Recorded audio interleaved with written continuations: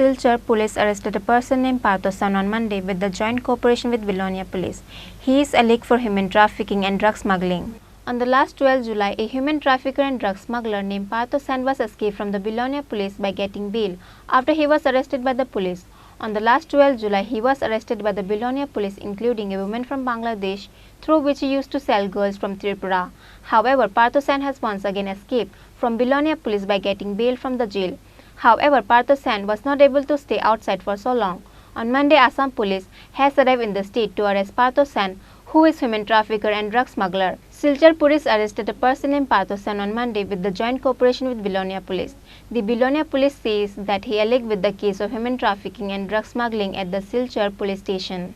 পুলিশের sub inspector Chittaranjan বোরা সহ একটা টিম আমাদের বিরোধী থানায় এসেছে এবং আমাদেরকে একটা রিকোয়েজিশন দিয়েছে যে পার্থ সেন নামে তাকে Silchar PS case number 1371/2022 under section 41A of Foreigner Act, read with section 12(1)(c) of Passport Act, added section 370 IPC, read with section 40C of Foreigner Act অনুযায়ী তাদের কেসে ইনভলভ আছে।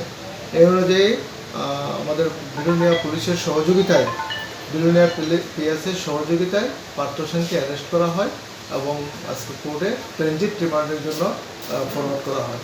গত 12/7/2022 তারিখ পার্থ সেন সহ একজন বাংলাদেশি মহিলাকে আমরা অ্যারেস্ট করি এবং এর বিরুদ্ধে আমরা স্পেসিফিক কেস নেই।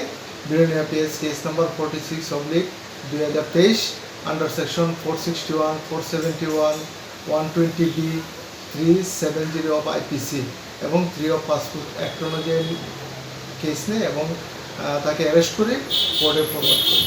Police presented him before the court on Tuesday by asking transit remand. After that, the Silchar Police has taken him to Assam. Bureau Report, Chini, Khorang.